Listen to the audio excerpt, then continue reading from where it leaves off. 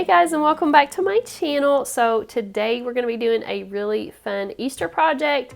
We're going to be doing some Easter card shakers. I'm going to be doing some eggs. So I'm going to show you the materials I'm going to be using today. I got some papers from Amazon. Now you can use cardstock. I'm going to have to thicken these up because I am using colored paper.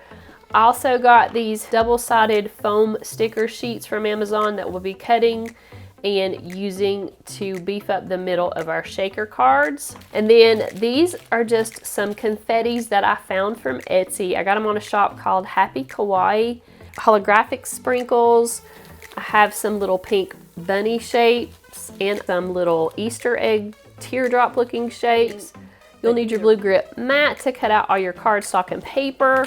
To cover the clear inside of the shaker cards, I'm using this clear craft plastic. This came from Amazon. I'll link everything that I have down below so that you know exactly what I'm using, but I used this in another video for Valentine's Day, so I'm using the same thing in today's video. Now I'm in Cricut Design Space and I'm going to show you all the layers you will need to cut out for this project. I have the top layer in this chevron egg design, and that will be whatever color you choose for the top. Next is these two gray egg chevron designs that I'm going to use for the foam sticky sheets. I'm using 2 of these per egg to make sure the middles are really thick, so I have plenty of room for all my sprinkles and confetti, but if you want to just use 1 layer, that works fine too.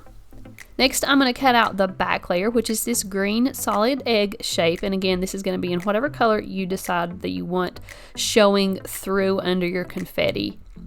And next, this purple solid egg shape will be my clear plastic cover to hold in all of my confetti. And then I'm going to cut out this white egg shape. For this one, I'm going to use some smart cardstock.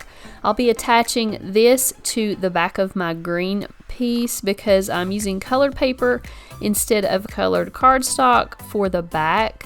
I'm going to need to thicken it up, that back layer, just a little bit. So I'm going to cut out 1 of these cardstock egg shapes to stick to the back of my colored paper. I made each of these materials a different color, so each one shows up on a different mat. I'm going to need to change the material cut settings on each one of these, so making them different colors allows me to do this. So let's go ahead and start cutting out our shape. I'm going to be using the Maker 3 today, and now you just hit the Make It icon to begin. And here I'll select multiple ways since I am using a mat and the smart cardstock. Since I'm going to make 3 of these eggs, I'm going to change my project copies number to 3, and you just hit apply and that'll put a set of 3 copies on each mat. I'm going to start with a smart paper cardstock without a mat. You can skip this step if you're using regular cardstock for the back of your shaker cards. I have a detailed video on exactly how to cut out cardstock and smart paper cardstock, so check that out up here in the cards if you need help on getting started.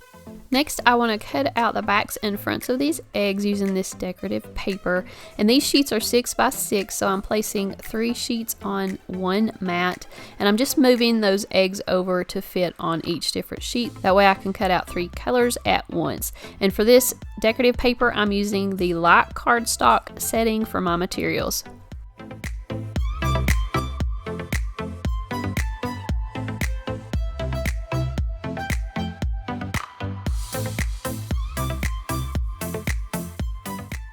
I'm using the same paper and the same settings for the pieces that are going to be the front of my eggs.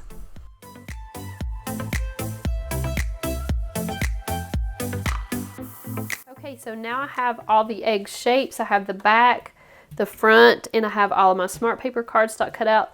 The next thing we're going to cut out is these foam sheets, and I'll show you what material settings that I'm going to be using for these.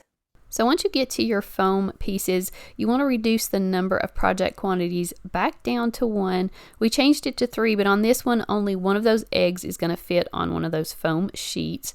So I just want to change the number, and I also want to hide one of these original copies until I'm just showing 1. We will be using a mat for this foam, so you want to make sure on mat is selected. Then I'm going to move this one all the way over to the right so that it is not in the way of any of my rollers when I go to load my mat. And I'm also going to rotate it to fit on my foam sheet horizontal, and you'll see in just a minute what I'm talking about.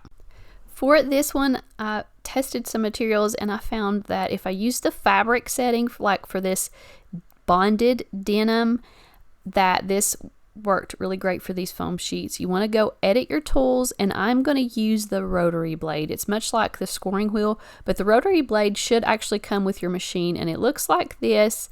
It's just a round blade. You install it just like you would any other blade, and that's what's actually going to cut through these foam sheets. I'm using a strong grip mat, but you also want to make sure and tape these sheets down really well. They have a really slick covering, protecting the stickiness on them, and the tape will slip off if you're not careful, so just make sure you tape it backwards and forwards to make sure that this stays down while it's cutting. Once you load your mat, you can go ahead and start cutting after all your tools have been loaded.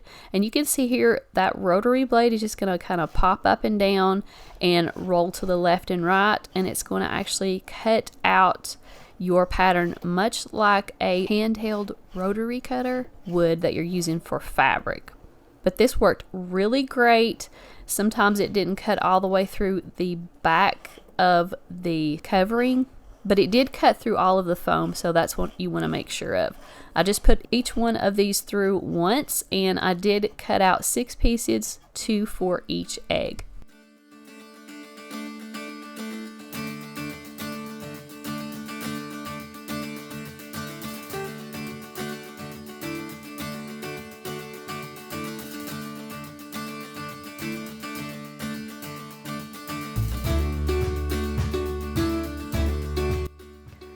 Okay, so now we're ready to put all of our eggs together.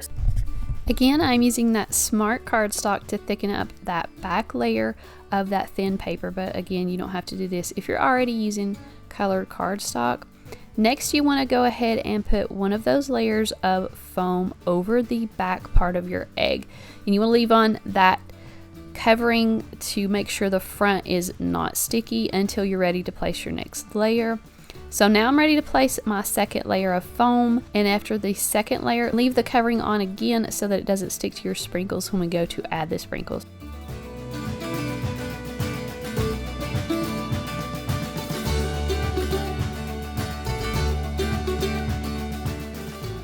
Now we're ready to put in our sprinkles. I have seen people go ahead and put some of that like powder stuff around the edges of their eggs to keep the sprinkles from sticking to the edges or sticking to the plastic sheet, but I didn't have any of that. So if you have some of that, it may be a good idea to, kind of do that, but I've not had any problem with mine. They still shake and all the pieces move just fine. But I'm going to go ahead and place all of the sprinkles that I have in this first egg, and I may change this up for the other eggs. But I thought this turned out so cute, and I love the colors on the purple background. And now I'm just going to remove that last layer of covering from my foam sticky sheet. I'm now ready to place on the clear plastic sheet to cover all of my sprinkles.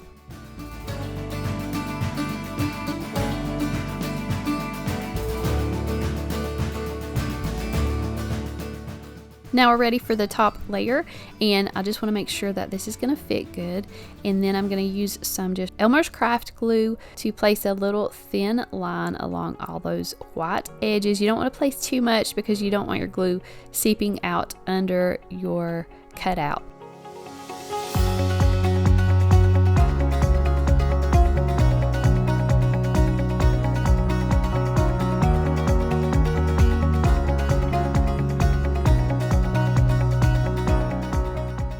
I did not add any extra embellishments to this. I thought these turned out so cute. I went ahead and finished the other two, the green one and the pink one, and I changed up the sprinkles just a little bit in both of those. You see in the pink one I have some homemade sprinkles in there, but you can absolutely decorate these any way that you want to. These look so cute sitting on my shelf. These would be great in a tiered tray decor piece for Easter, or these would make just great little cards. You could add a foldable back to these and create just some really neat cards. But I thought this was a fun Easter project, or really a project for any time of the year.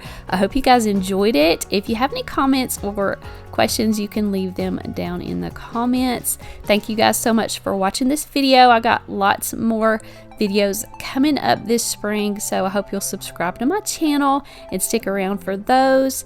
Love y'all. See you all in the next video.